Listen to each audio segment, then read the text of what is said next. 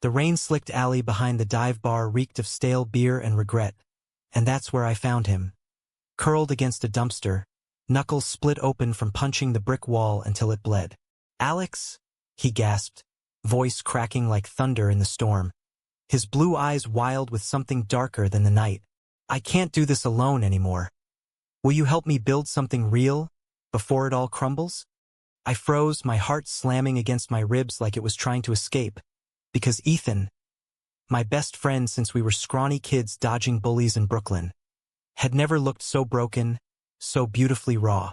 Lightning cracked overhead, illuminating the tattoo on his forearm we'd gotten together on a dare. "Brothers in the fight," it read, but in that moment, it felt like a lie we both wanted to rewrite. We'd been through hell together. High school lockers slammed on our coming-out secrets, college parties where the world pretended we didn't exist. But this was Ethan's Hail Mary, a desperate plea wrapped in the kind of vulnerability that could either save us or shatter everything we'd built. I knelt beside him, the cold pavement biting through my jeans, and pulled him into a hug that smelled of whiskey and wet wool. "Yeah, man?" I whispered, my lips brushing his rain-damp hair before I could stop myself. "Whatever it takes. We're in this." That night, as the storm raged on, we stumbled back to my cramped apartment in Bushwick, the kind of place where the walls were thin enough to hear your neighbor's heartbreaks. Ethan collapsed onto my sagging couch, his broad shoulders heaving, while I brewed coffee strong enough to wake the dead. The city lights flickered through the grimy window like distant stars mocking our small lives. "Talk to me," I said, handing him a mug, our fingers lingering just a second too long. I'd always noticed those little things, the way his calloused hands from bartending shifts felt against mine, the faint scar on his jaw from a skateboarding wipeout we'd laughed about for years.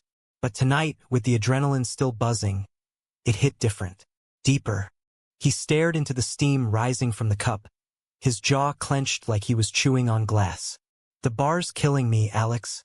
12-hour shifts, drunk assholes grabbing at me like I'm part of the menu. I want out. I want something of my own."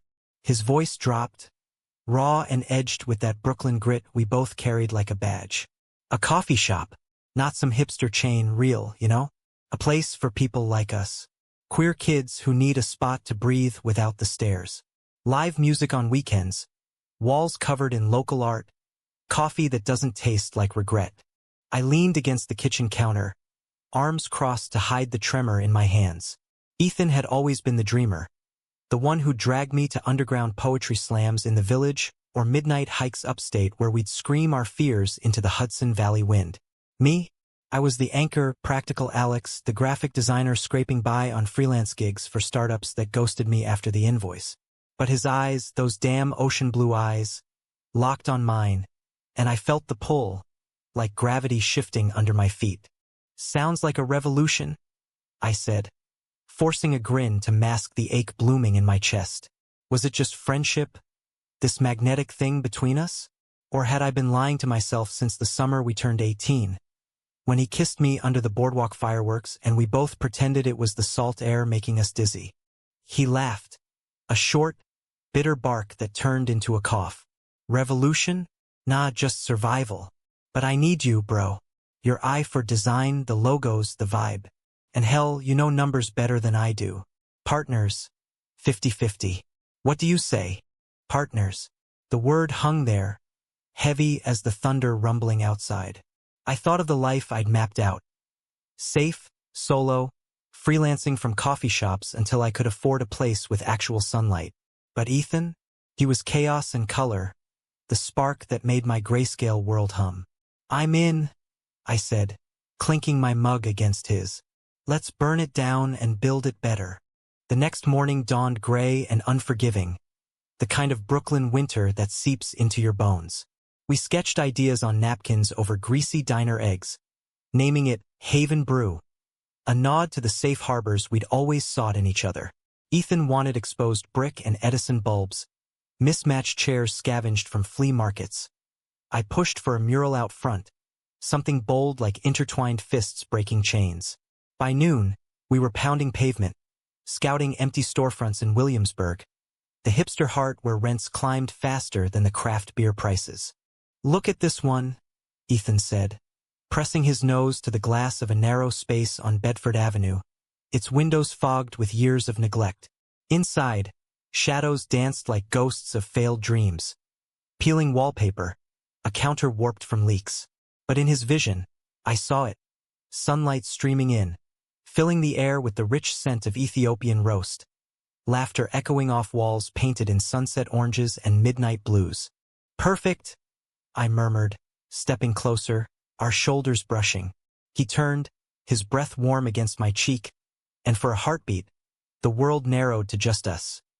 Two guys on the cusp, hearts pounding in sync. Then he pulled away, clapping me on the back like it was nothing, and we were business partners again. Securing the lease took every ounce of Ethan's charm and my stubborn haggling. The landlord, a grizzled Italian named Vinny who chain-smoked Camels out back, eyed us like we were about to turn his block into a rave den. "You two queers gonna make this work?" he grunted, signing the papers with a flourish. Ethan bristled, but I squeezed his arm under the table. "Steady, always steady. We're gonna make it legendary, Vinny. Bet on it." 2 weeks later, we were elbow-deep in renovations, sweat-soaked and cursing like sailors. I wielded a paint roller like a sword, slashing color across the walls, while Ethan hammered shelves into place, his muscles flexing under a faded Ramones tee that clung in all the right ways. Friends pitched in, our queer crew from the old days.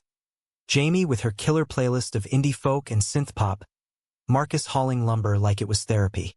Nights blurred into a rhythm of takeout Thai and late-night talks on the fire escape, the city sprawl glittering below like a promise. "Remember that time in college?" Ethan said one evening, passing me a beer, his knee knocking mine as we dangled our legs over the edge. "The road trip to Fire Island? We parked on the beach, stars everywhere, and you said we'd conquer the world." I chuckled, the memory sharp as sea salt.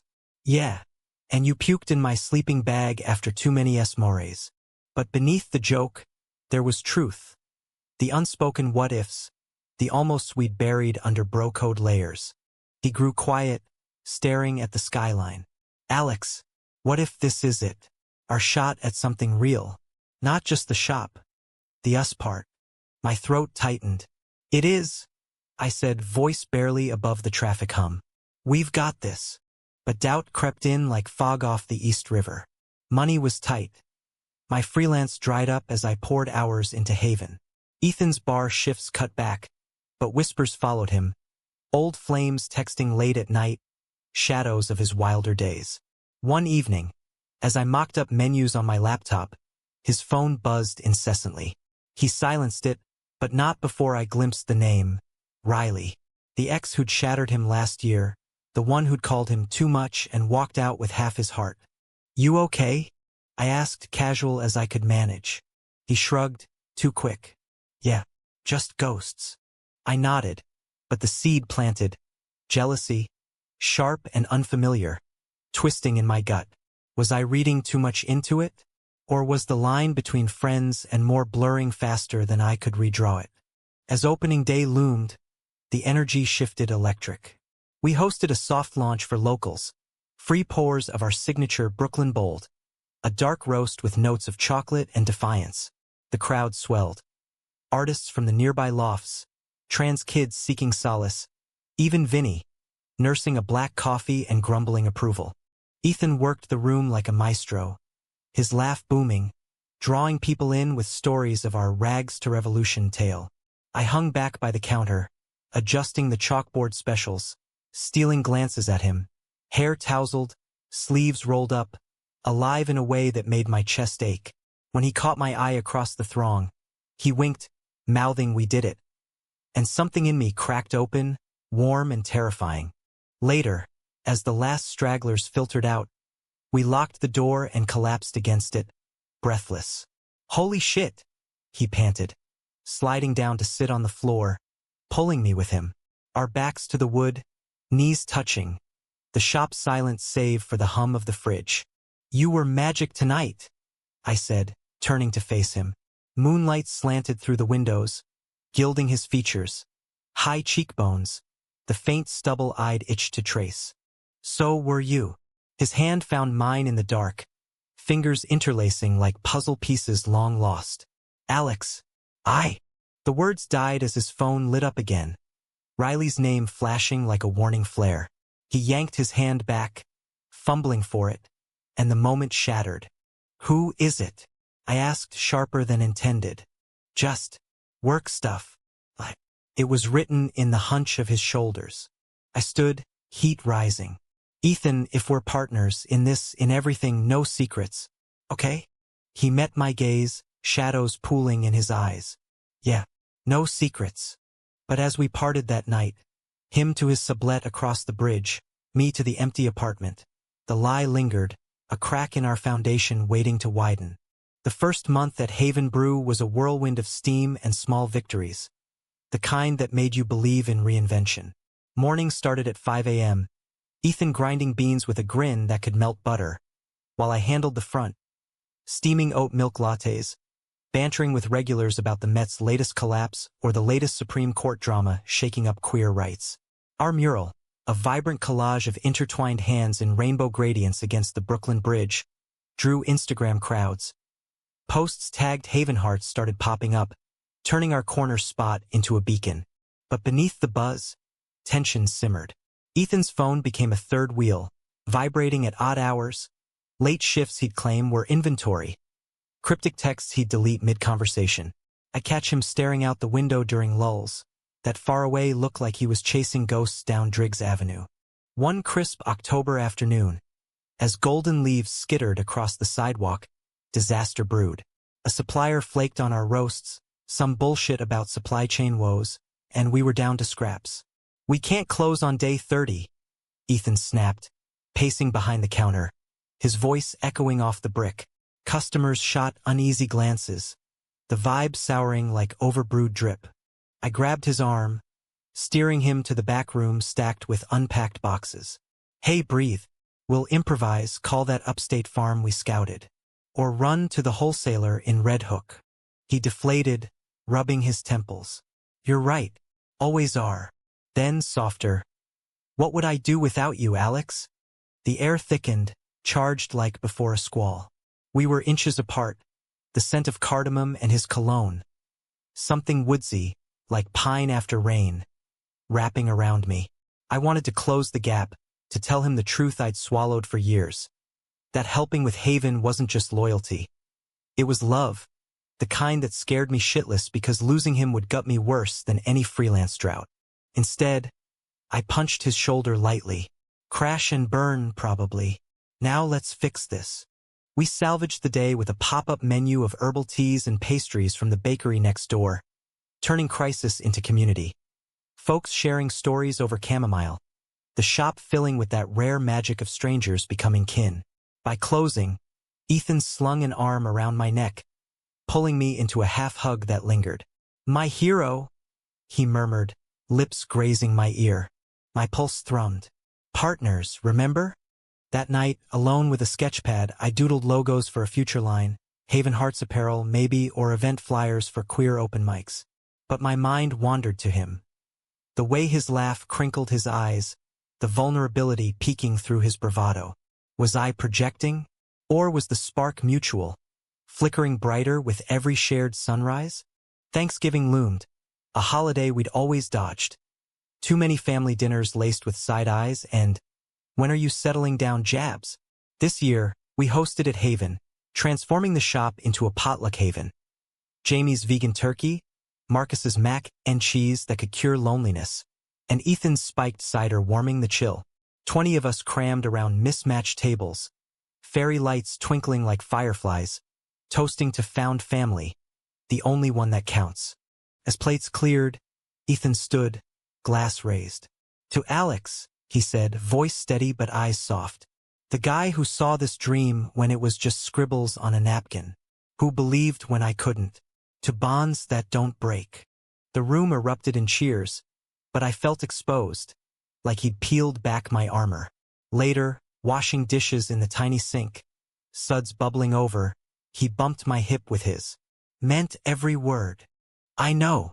Our hands brushed under the water, soap slick and electric. Time stretched. I could have leaned in, bridged the years of almosts. But his phone buzzed on the counter.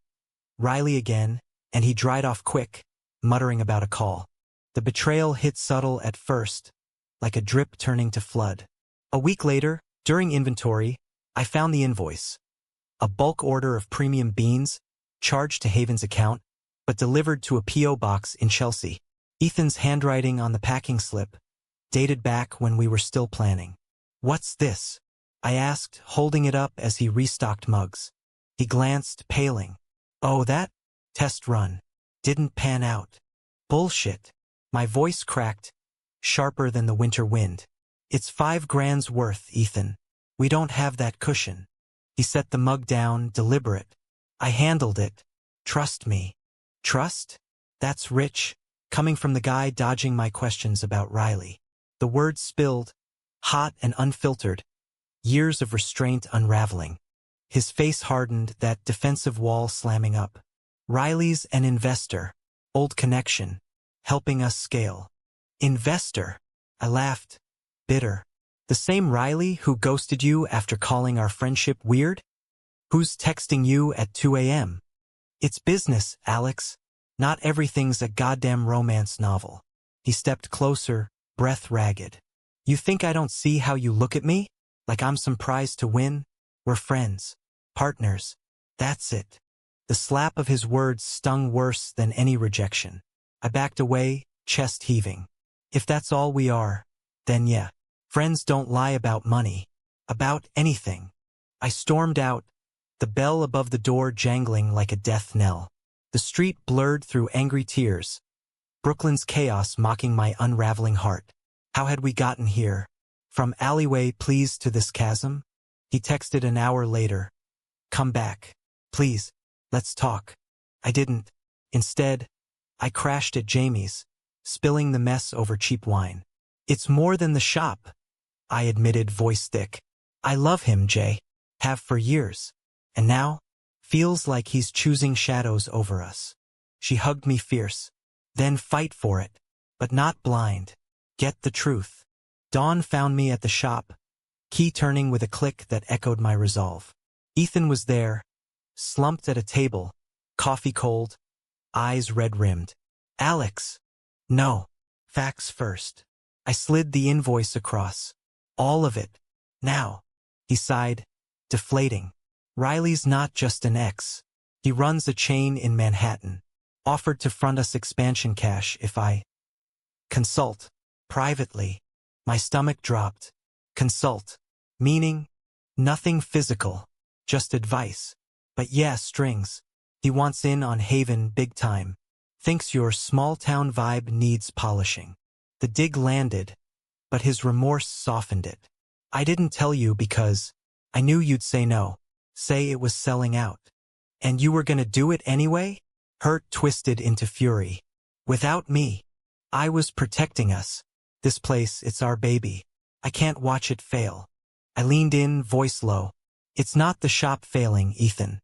It's you. If you build walls instead of bridges." Silence stretched, heavy as unspoken confessions. Then, tentative. "What if? It's not just the shop I want to protect." My breath caught. "What do you mean?" He reached across, hand hovering. "You. This." His fingers grazed mine, tentative. "I've been scared, Alex, of ruining the best thing in my life." The air hummed, possibility crackling. But trust, once cracked, doesn't mend in a breath. "Prove it," I whispered. "Cut the strings. All of them." He nodded, slow. "Okay. For you, for us." We didn't kiss that morning. It wasn't time. But as we flipped the sign to open, the sun breaking through clouds, I felt the shift. A fragile bridge rebuilding, one honest step at a time. Yet shadows lingered. Riley's calls didn't stop overnight. And in the quiet hours, doubt whispered. Could we salvage this? Or was the betrayal just the first fracture? Winter clamped down on New York like a vice, snow piling on the sidewalks and frosting the Haven windows in crystalline lace. Business held steady. Holiday crowds seeking warmth in our spiced mochas and fairy-lit corners. but the rift between Ethan and me simmered beneath, a undercurrent pulling at every interaction. We'd patched the immediate wound. He ghosted Riley's number, deleted the app threads, even let me audit the books to rebuild that eroded trust. Smiles returned, tentative at first, then warmer, laced with lingering touches. A hand on the small of my back as we squeezed past in the tight kitchen, eyes holding across the counter during rushes. But betrayal's echo doesn't fade easy. It haunts like a half-remembered dream. One blustery January night, after closing up to the wail of wind through the subway grates, we lingered over cleanup. The shop glowed soft under pendant lights, steam curling from the espresso machine like ghosts of unsaid words. "Remember our first winter here?" Ethan asked, wiping down the chalkboard, chalk dust smudging his cheek like war paint. "That snowball fight in McCarran Park? You nailed me right in the nuts." I snorted, stacking chairs. "You deserved it, Mr. Ice Queen's melt easy." The memory tugged a genuine laugh from me, the pure, uncomplicated joy of those early days, before ambitions and exes complicated the canvas. He turned, rag dangling, expression turning serious. "I miss that. Us. Uncomplicated." My heart stutter-stepped. "We can get it back. If we try." He stepped closer, the space between us shrinking to breaths. "I'm trying, Alex. Every day." His hand lifted, thumb brushing the chalk from his own face. But his eyes, God, those eyes, searched mine for absolution. I caught his wrist, gentle. "I see it. But, Riley, was it really just business?" He winced, like I'd pressed a bruise. "At first, yeah." He reached out after the soft launch, saw the buzz online, offered a lifeline. But when I said no to his terms, he twisted it. Got in my head, made me doubt if I was enough. For the shop. For you. The admission hung, vulnerable as fresh snow. "You are," I said, voice fierce. "Always have been." In that moment, with the city howling outside, we closed the distance. Not with a crash, but a slow lean, foreheads touching, breaths mingling in peppermint and resolve. No kiss, not yet. It was deeper, a reclamation. "Partners," he murmured. "In all ways." The word bloomed, shifting shape, from business to something profound, a vow etched in the quiet. Spring thawed the ice, and with it, Haven flourished. We launched queer artist nights, poets spilling verses on love's sharp edges, drag queens lip-syncing anthems under our strung bulbs. Crowd swelled. A local mag profiled us as Brooklyn's beating heart for the marginalized. And suddenly, offers trickled in, podcast invites, collab requests from bigger roasts. Ethan glowed, his confidence a beacon, while I designed merch, tees with "Brewed with Love," in script that hid our intertwined initials in the loops. But success has teeth. One humid May evening, as tulips wilted along the fences, the bomb dropped. I was in the back, tallying receipts, when the door chime tinkled late. Post-close. Ethan's voice drifted in, low and urgent. "You shouldn't be here, Riley." The name slithered like smoke. I froze, eavesdropping like a fool, heart pounding against my ribs. Just checking in." Riley's drawl, smooth as aged bourbon but laced with venom. "Heard you're blowing up. Figured you'd need a real partner now, not that graphic arts sidekick." "Alex is more than..." Ethan's snap cut off, defensive. Riley chuckled, oily. "Come on, Ethan. We both know how this ends. You chase dreams, they crash. Remember last time? I picked up the pieces. He won't." The words landed like shrapnel. I stepped out, shadow long in the doorway. "Actually, I will. But you? Get out." Riley turned, all polished Manhattan. Tailored blazer, smirk like a switchblade. "Ah, the night. Cute." Ethan's face drained, panic flashing. "Alex, wait." "No." I pointed to the door, steady despite the quake inside. "We're done with your games, Riley. Doors that way." He lingered, eyes raking me dismissively. "Your funeral." Ethan's too wild for domestication. Then, to Ethan, "Call when you wise up." The bell jangled his exit, leaving frost in the air. Ethan sagged against the counter, head in hands. He cornered me outside. I swear, I told him to fuck off. I crossed to him, anger ebbing into ache. Why does he keep coming back? What hold does he have? Not a hold, Ethan whispered, looking up, eyes glassy. Fear. He knows my weak spots. Makes me feel small, like I'll never measure up. I cupped his face, thumbs tracing jawline. You measure up. To me, to this life we're building. But no more hiding. We face him, together. He nodded, leaning into my touch. Together.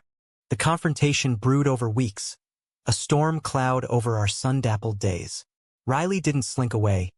Emails pinged. Investment proposals laced with barbs. Anonymous Yelp reviews tanking our stars with gripes about unprofessional vibes. Whispers spread. A rival shop owner, tipped off, undercut our prices, poaching suppliers. Paranoia crept in. Ethan withdrew, snapping during rushes, second-guessing every pour. What if he's right? He confessed one midnight. Us sprawled on the shop floor amid inventory crates, city sirens wailing chorus. What if I'm the liability? You're not. I rolled to face him, our noses inches apart. We're stronger than his bullshit. But I need to know you're all in. No doubts. His hand found my chest, over my thundering heart. I am. Scared shitless, but in. Then hesitant. Alex. That night in the alley? It wasn't just the business I needed help with. It was you. Always you. The confession unlocked something primal. I surged forward, capturing his lips in a kiss that tasted of salt and certainty. Soft at first, then deepening, years of longing pouring out in tentative exploration. He responded, hand tangling in my hair, a quiet moan vibrating between us. It wasn't fire. It was hearth warm, sustaining, the kind of love that roots deep. We pulled back, breathless, foreheads pressed. Finally, he whispered, a smile breaking through. Yeah, I echoed. Finally. But joy's fragile and Riley's shadow loomed. The climax shattered on a sweltering June eve, Pride Month pulsing through the streets like a heartbeat. We'd planned a block party. Haven as epicenter, rainbow flags snapping, DJ spinning anthems from our rooftop extension.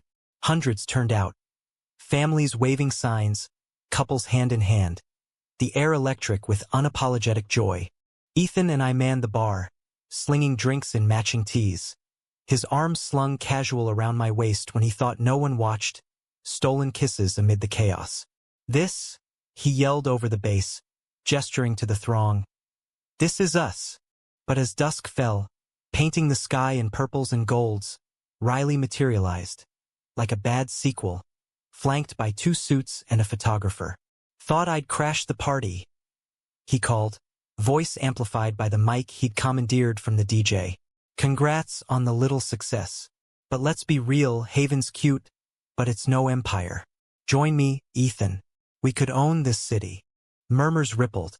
Phones raised, capturing the drama. Ethan's grip tightened on my hand, knuckles white. Get off our stage, Riley. Riley smirked, stepping closer. Or what? Your boyfriend calls security? Laughter from his entourage. But the crowd hushed, sensing the fracture. I stepped forward, mic snatched. He's not crashing shit. Ethan's mine, partner, lover, everything. And Haven? It's ours. Built on trust, not your snakeskin deals. My voice boomed, raw with fury and love. You want to play Empire? Build your own. This one's for the hearts you break. Cheers erupted, drowning Riley's scoff. He backed off, suits trailing, but not before hissing to Ethan. You'll regret this. Both of you. The party roared on, but the poison seeped. By night's end, as confetti swirled, Ethan pulled me aside, face ashen. He recorded it. The whole thing. Leaked it to that mag.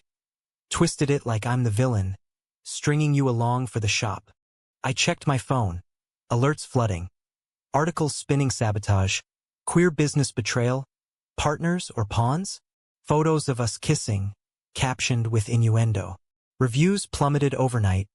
Cancellations hit like artillery. Betrayal's full bloom. Not just Ethan's secret overtures, but Riley's calculated war, weaponizing our love against us.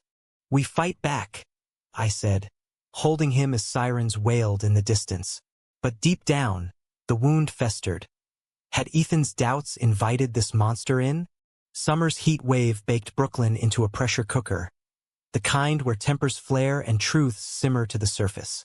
Haven reeled from the leak, foot traffic halved, suppliers ghosting under Riley's whispered threats, our once vibrant Instagram feed choked with trolls spewing scam alert vitriol.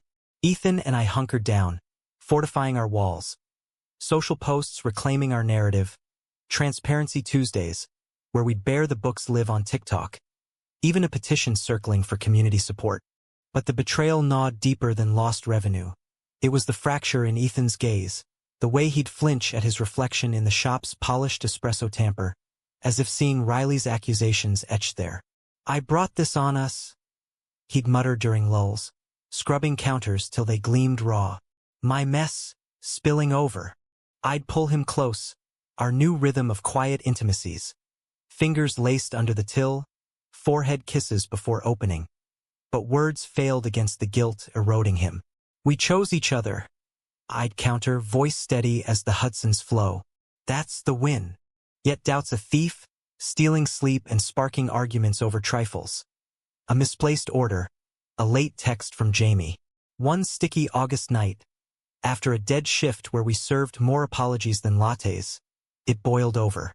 "You're pulling away," I accused, locking the door with a finality that echoed. He whirled, "Apron strings askew." "Me? You're the one diagramming escape plans in your sketches. Backup logos like we're already sunk.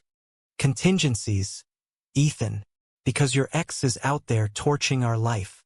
The shout reverberated, raw as an open wound. His face crumpled, defenses shattering. "I know. God, I know. I was weak.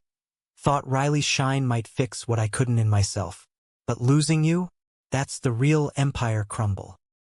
He sank onto a stool, head bowed, and I crossed to him, anger dissolving into ache. Kneeling, I took his hands, calloused from hammers and hearts. "Then stop running from it. From us." Tears tracked his cheeks, silver in the low light. "I love you, Alex," terrified me to admit, but it's true. Since the alley, since always. The words, long awaited, wrapped around my soul like roots seeking soil. "I love you too," I breathed, pulling him down into an embrace that blurred the line between comfort and claim. We stayed like that, tangled on the shop floor amid scattered sugar packets. The city's distant rumble a lullaby to our confessions. Renewed, we plotted Counter-Strike. No lawsuits, too broke for that circus, but Guerrilla Truth, a podcast series, Brewing Bonds, where we'd interview queer entrepreneurs on resilience, subtly threading our story without naming the snake. Jamie connected us with a lawyer buddy for cease and desist on the defamation. Marcus rallied the crew for a Haven revival flash mob, dancers in rainbow gear shutting down Bedford for a choreographed roast of corporate vultures. The tide turned slow, like molasses in January. A viral clip of our open mic, Ethan reciting a poem about bridges burned and rebuilt, garnered shares from influencers, reframing us as underdogs with heart. Reviews climbed. A loyalist supplier doubled down with discounted roasts. By Labor Day, the shop hummed again, laughter chasing out the ghosts. But climax calls its due. Riley's final gambit landed on a golden September afternoon, leaves turning amber like old regrets. A courier dropped an envelope, thick vellum, sealed with wax like a summons from another era. Inside, a buyout offer, 7 figures from a silent investor group, terms dripping with subtext. Full control to Ethan, creative differences pay out for me. He stared at it across the counter, jaw tight. It's him. Has to be. Testing if I'll fold. I scanned the fine print, bile rising. Non-compete clause, 5 years, tri-state. They'd bury us both. Ethan's laugh was hollow. Empire's siren song. All I ever wanted, handed over. But at what cost? I crumpled the paper, fire in my veins. Your soul? Ours? He met my eyes, resolve hardening. No. We're the Empire. This. He tore the check stub, confetti raining down. Trash. We burned it that evening in a coffee can out back. Flames licking the dusk as Vinny watched from his stoop, cigar glowing approval. Ballsy kids, he grunted. Proud. Fall deepened, painting the city in scarlets and golds, and with it, our love settled into something profound. Less fireworks, more hearthfire. Mornings, we'd wake tangled in my apartment, his sublet abandoned for our shared space, brewing the first pot while plotting expansions. A second location in the Bronx, maybe, or mobile carts at Pride Fests nationwide. Evenings blurred into poetry and pillow talk, Ethan's head on my chest, my fingers tracing that shared tattoo now inked with new meaning. Yet the humanistic core, the raw, American grit of second chances, crystallized one crisp November dawn. We'd risen early for a supplier run upstate, winding through the Palisades where the cliffs dropped sheer to the Hudson's gleam. Fog clung to the water like unspoken fears, and as we hiked a trail Ethan swore was magic. He stopped at an overlook, wind tousling his hair. Alex, he said, turning, hands in pockets against the chill. That buyout. It made me see. Success isn't the corner office or the chain. It's this. Us. Fighting for a space where hearts like ours can thrive. No betrayals, just home. I stepped into his space, the river's rush mirroring my pulse. Humanity's messy, Ethan. Betrayals, doubts, they're the forge. But we emerged stronger. Better. He smiled, that boyish grin cracking through. Yeah. And prouder. We kissed there, slow and sure, the world vast below us. New York a distant spire, promising reinvention. No tragic fall, no fairy tale gloss. Just two men, scarred and whole, building a legacy of love amid the grind. Back at Haven, as snow dusted the awning once more, we flipped the sign. Open. Always. The bell chimed welcome, and in the steam-kissed air, our bond, forged in rain and revelation, endured. Not forever unbroken, but resilient, a testament to the quiet revolutions that change everything. In the end, it wasn't the business that transformed us. It was the courage to choose each other, flaws and all, in a world that too often demands perfection. And in that choice we found our truest haven.